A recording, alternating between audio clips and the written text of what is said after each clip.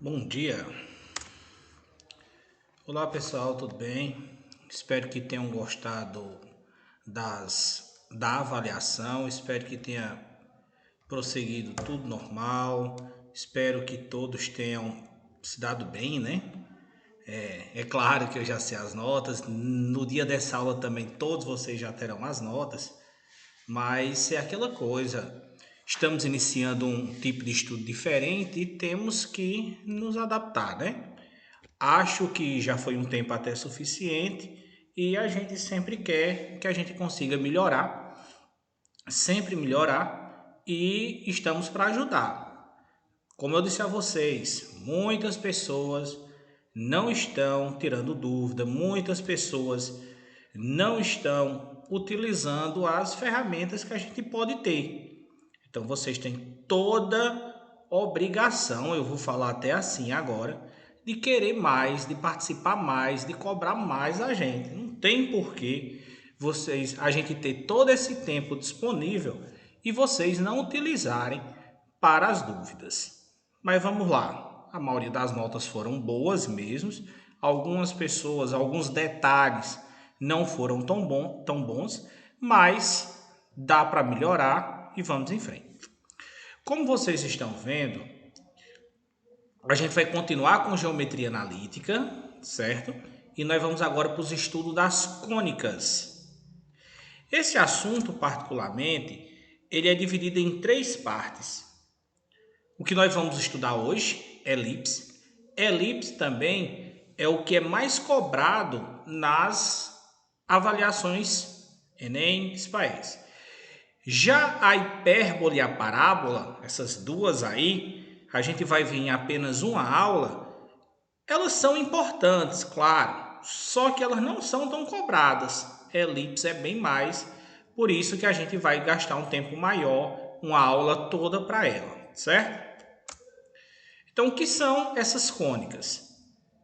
Um exemplo bem claro e que vocês já estudaram, no antena parabólica, os sinais vindo do espaço incidem na sua superfície côncava e são refletidos para um ponto da antena. Esse ponto é chamado de foco. Esse é apenas um exemplo de situação em que se utilizam propriedades das cônicas. Parábola. Parábola lembra o quê? O gráfico da equação do segundo grau. Ah, Henrique, mas eu vi aqui também que falou em superfície côncava. Côncava, convexa, lembra de espelhos, né? Lembra de física. Então, o que é que a gente quer chegar com isso? Que o estudo das cônicas, eles são aplicados em várias situações, né? Situações do cotidiano, né? De estudar como é que eu posso dizer, os fenômenos da natureza, ok? As cônicas são curvas obtidas de seções produzidas em um cone ou em dois cones invertidos. Então, cônicas, a gente vai estudar referente a cones. Na realidade, vamos lá. A primeira dela que a gente vai estudar hoje é a elipse. Então, quando é que eu consigo uma elipse? Quando um plano não paralelo a uma geratriz secciona o cone obliquamente ao seu eixo. A curva obtida correspondente ao contorno da seção é uma elipse. Então, olhe só. Ele não é paralelo à base, porque se fosse paralelo à base, seria uma circunferência. Ok? Parábola. Quando um plano secciona o cone paralelamente à geratriz. Geratriz, só lembrando, pessoal, ó, são essas retas laterais ao cone, ok? Então, esse plano aqui, ó, ele é paralelo a essa geratriz. E, por último, a hipérbole, que quando um plano secciona dois cones invertidos paralelamente aos seus eixos. As curvas obtidas formam uma hipérbole. Então, hipérboles são duas partes, certo? Tem um vídeo aqui que a gente vai tentar melhorar a compreensão. Então, vamos lá.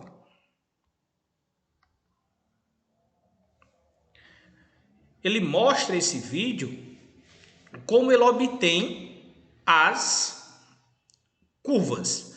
Começando aí com a circunferência. Então, olha só. Quando ele é cortado paralelamente, a seção que é formada, na realidade, não é nem uma circunferência, é um círculo, né?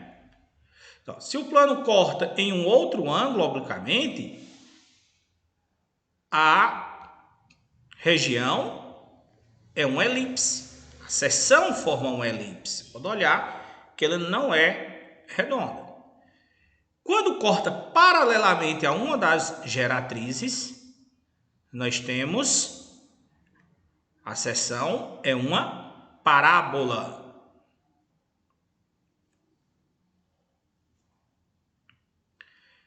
E quando corta paralelamente os dois cones invertidos, eles formam as hipérboles. Pode olhar que as hipérboles elas são simétricas, ok? Então vamos lá. Ficou claro no vídeo, eu acho que está uma melhorada bem significativa quando formam as cônicas. No vídeo também mostrou como forma a circunferência. Ok? Continuando. Nossa aula de hoje ela é focada em elipse. Então, quais seriam os principais aplicações da elipse no nosso cotidiano? As trajetórias dos planetas em torno do Sol, né? Tem a lei de gravitação universal, lei de Kepler, né? Se eu não me engano, Jairinho que me desculpa aí se tem algum erro. Também é usado com a equação da elipse, né? Que formam as trajetórias dos planetas. Ok? Então vamos lá para a elipse em si. Há um modelo bem simples de traçar uma elipse. Em dois pontos quaisquer, F1 e F2, que é chamado de foco, de uma folha de papel, fixamos com alfinetes as extremidades de um pedaço de barbante de comprimento maior do que a distância entre esses pontos. Em seguida, posicionamos um lápis esticando o barbante e, mantendo sempre esticado, traçamos uma curva como mostra a ilustração. Olhem que forma um triângulo, né?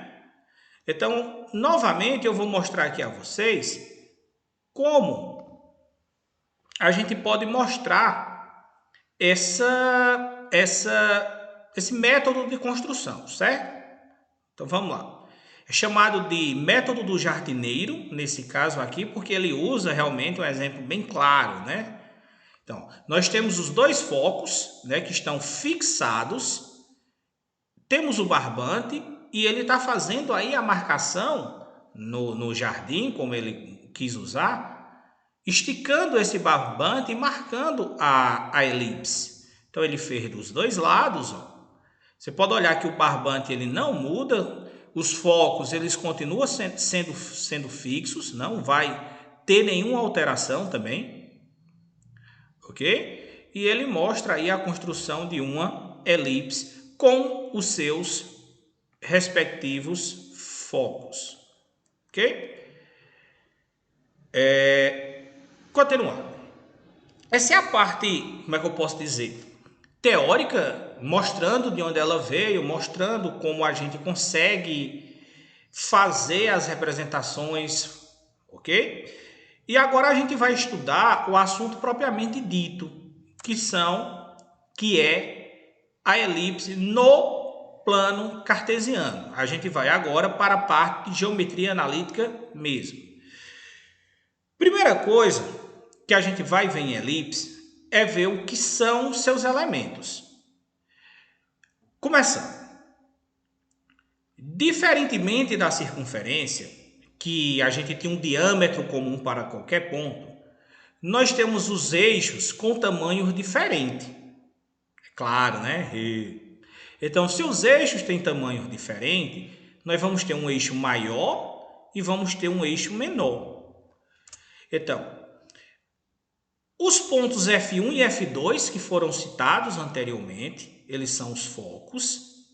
O foco ele sempre está no eixo maior, não importa se ele é o eixo de X ou se ele é o eixo de Y, certo? Se ele vai estar na horizontal ou na vertical. Sempre os focos estarão no eixo maior.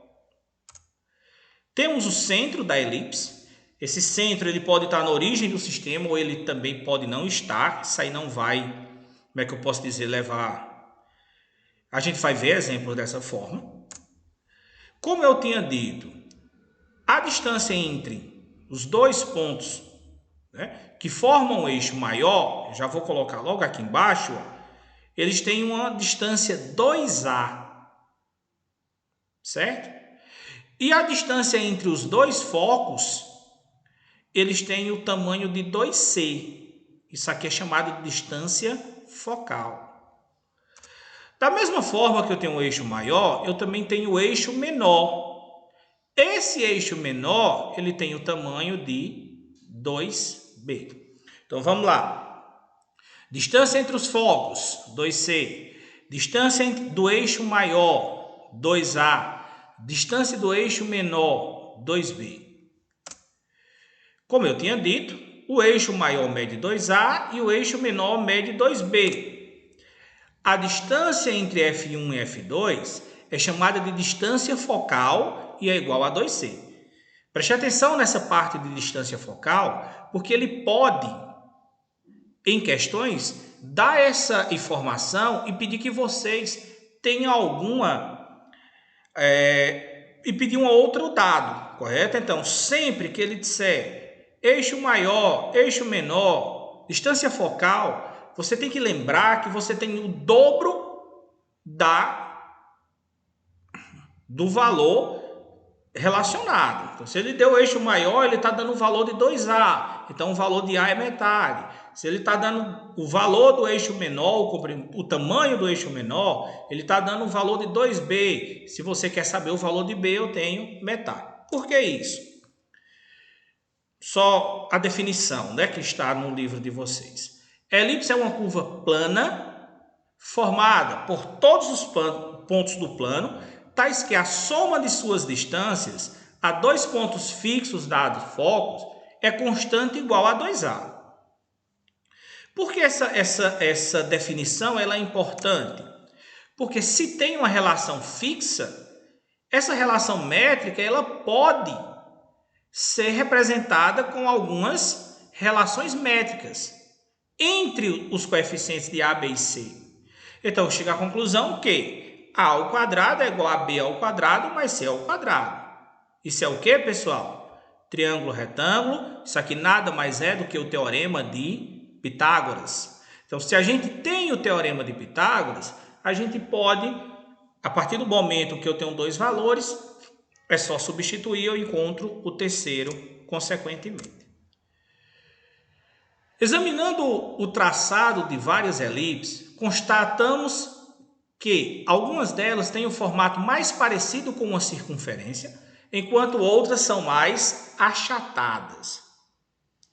Essa é uma característica da elipse que está associada a um número denominado excentricidade. Então, em uma elipse, a excentricidade é um número E obtido pela razão. Lembrem, razão é divisão, né?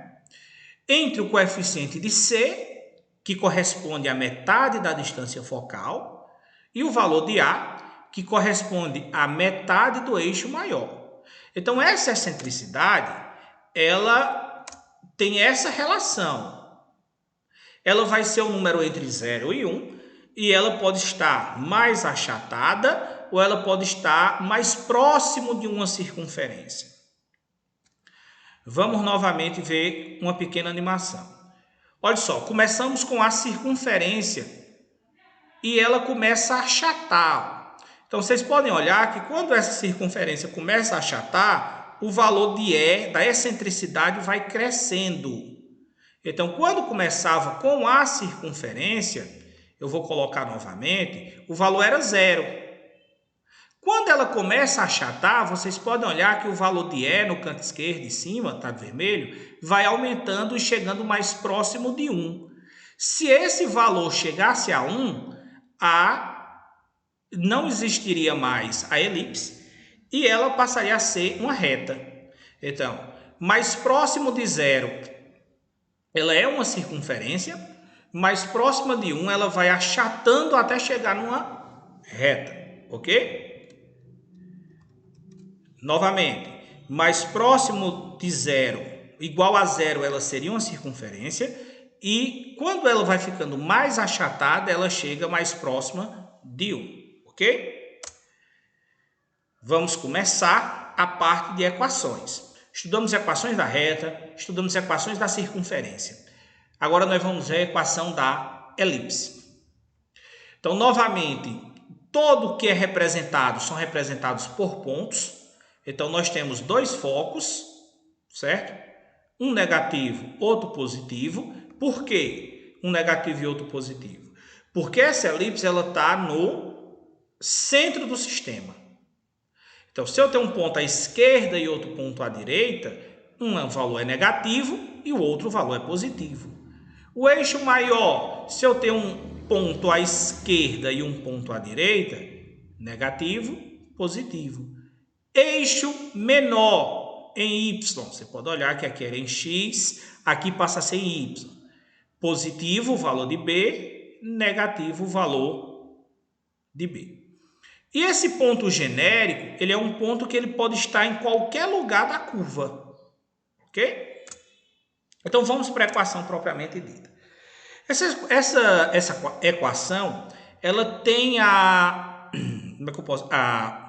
dedução da fórmula todinha na apostila, não é tão difícil. Para quem gosta de ver a parte teórica, como chegar na equação, ela está toda explicada direitinho, ok? Então, vamos lá. X ao quadrado, y ao quadrado, e os denominadores são a ao quadrado, b ao quadrado. E ela é igual a 1. Prestem atenção. A equação geral da circunferência, a equação geral da reta, elas sempre eram iguais a 0. Aqui na elipse nós temos que é igual a 1. E o que mudaria se ela estivesse no eixo de y? Vocês podem olhar que ela é achatada. O eixo maior agora é esse, que é A. Os focos estão no eixo maior, certo? Então, qual é a diferença? Então, pessoal, a diferença é só essa. Como o eixo mudou, os valores de x e y eles também mudam. Como assim? No primeiro exemplo, o valor de A, que é o eixo maior, estava no eixo de x.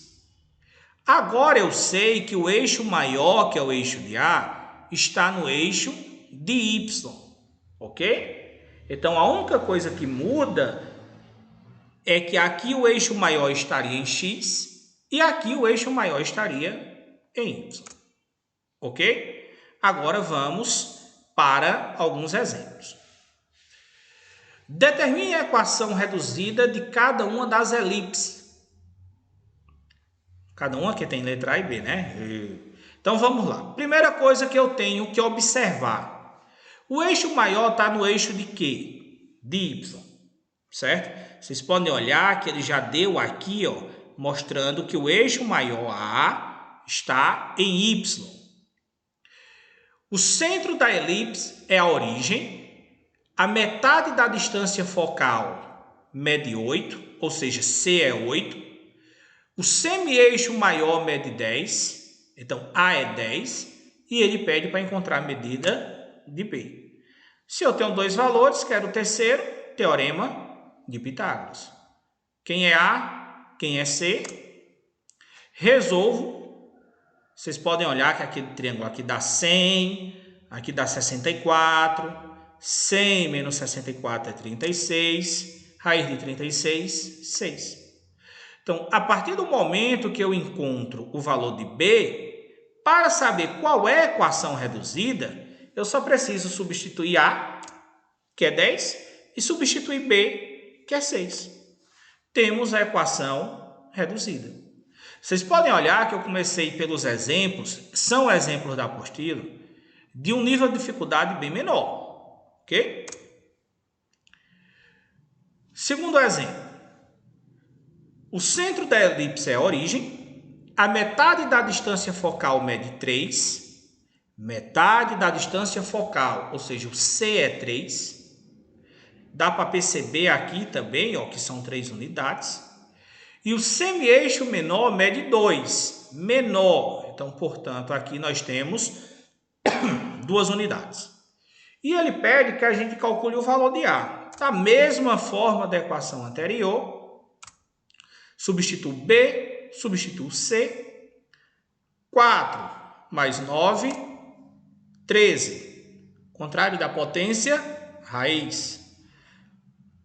Já tenho o valor de A, já tenho o valor de B, só preciso substituir, ok?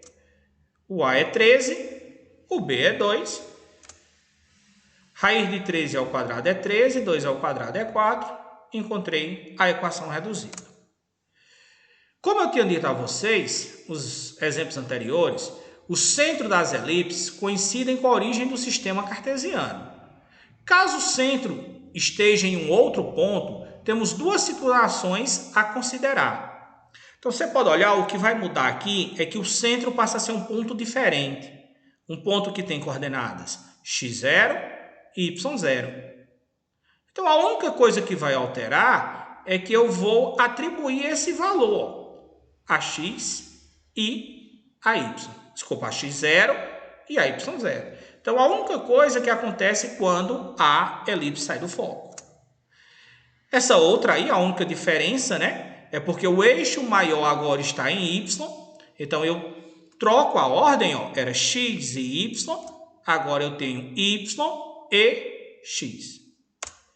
Então, pessoal, eu gostaria de fazer o seguinte. Vou esperar novamente que vocês... Vou deixar a lista de exercícios, que são os exercícios da apostila, e quero que vocês mandem quais têm dúvidas. Farei o vídeo e mandarei para vocês, ok? Tchau, pessoal!